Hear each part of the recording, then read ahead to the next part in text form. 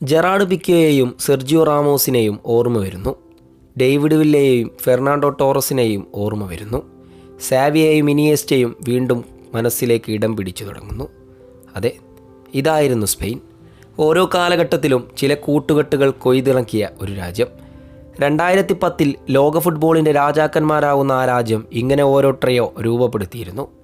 യുഗാന്തരങ്ങൾ മാറി മാറി വന്നപ്പോഴും അവർ ഒരിക്കലും ആ കാര്യത്തിന് പിറകോട്ട് നിന്നില്ല. അതിലേക്ക് കയറി വന്നവരാണ് മധ്യനിരയിലെ ഗാവി പെഡ്രി കൂട്ടുകെട്ട്. തൊട്ടടുത്ത കാലങ്ങളിലെല്ലാം ലോക ഫുട്ബോളിൻ്റെ ആരാധക വൃന്ദം ഇത്രമേൽ മനോഹരതയാൽ വാഴ്ത്തപ്പെട്ട ഒരു കൂട്ടുകെട്ട് ഉണ്ടായിട്ടുണ്ടാവില്ല. അതങ്ങ് ക്യാമ്പ് നൗവിലായാലും ഇങ്ങ് സ്പെയിനിലായാലും ഒരുപോലെയാണ്. അവർ മധ്യനിരയിലെ തേരോട്ടം കൈപ്പിടിയിലൊതുക്കുമ്പോൾ മുന്നേറ്റ നിരയിലേക്ക് ഒരു കൂട്ടുകെട്ടിൻ്റെ അഭാവം നിലകൊണ്ടിരുന്നു. അതെ, സ്പെയിൻ കൊതിച്ചിരുന്നത് ഇതുപോലെ ഒരു മുന്നേറ്റ നിരയാണ്. ഇവിടേക്കാണ് ക്യാമ്പ് നൗവിൽ നിന്നും ഒരു 15കാരൻ കടന്നു വരുന്നത്. എതിരാളികളെ കീറിമുറിക്കുന്ന കളിശൈലി കാണുമ്പോൾ ആരാധകർ അത്ഭുതത്തോടെ നോക്കി നിന്നിട്ടുണ്ട്.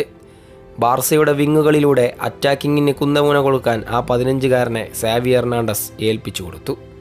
പിന്നീട് അങ്ങോട്ട് അവൻ്റെ പടയോട്ടമായിരുന്നു. പിന്നാലെ യൂറോ കപ്പിനുള്ള സ്പെയിൻ സ്ക്വാഡ് പ്രഖ്യാപിക്കപ്പെട്ടു.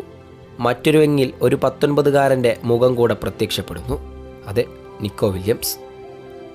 ഉയർത്തിയെഴുന്നേൽപ്പിൻ്റെ കഥകൾ ഓതി പറയാൻ പറ്റുന്ന മറ്റൊരു സ്പാനിഷ് പോരാളി.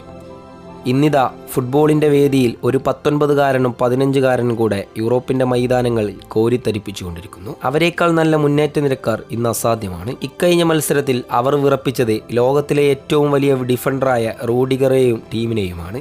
പലതരത്തിലും അറ്റാക്കിൻ്റെ കുന്തമുന ഓടിക്കാൻ ജർമ്മൻ പോരാളികൾ ശ്രമം നടത്തിയെങ്കിലും ഒരു നിമിഷം പോലും പതറി നിൽക്കാൻ ആ യുവനിര തയ്യാറല്ലായിരുന്നു. വരുംകാല ഫുട്ബോളിൻ്റെ ഭാവി ഓതപ്പെടുമ്പോൾ അതിലെ പ്രധാന കണ്ണികളായി മാറും നിക്കോ വില്യംസും ലാമിൻ യമാലും. അതെ, അതിനവർ തയ്യാറാണ്. കഴിഞ്ഞുപോയ ഒരു സ്പാനിഷ് പ്രതാപത്തെ വീണ്ടെടുക്കുന്നതിൽ അവരിരുവരും തയ്യാറായി നിൽക്കുന്നു. പ്രതിരോധങ്ങളെ കീറിമുറിക്കുന്നതിലും എതിരാളികളെ വട്ടം കറക്കുന്നതിലും പ്രഗത്ഭം തെളിച്ചുകൊണ്ടിരിക്കുന്ന ഇന്നിൻ്റെ പ്രതിഭകളാണവർ. ഇന്ന് യൂറോപ്പിൻ്റെ മൈതാനങ്ങളിൽ അവർ തെളിയിച്ചുകൊണ്ടിരിക്കുന്നതും അതുതന്നെയാണ്. അതെ, വാഴ്ത്തപ്പെട്ടുകൊള്ളൂ. എല്ലാം അവർക്ക് കൈയടിക്കുന്ന ഒരു നാളുകളിൽ എടുത്തു കാണിക്കപ്പെടാം.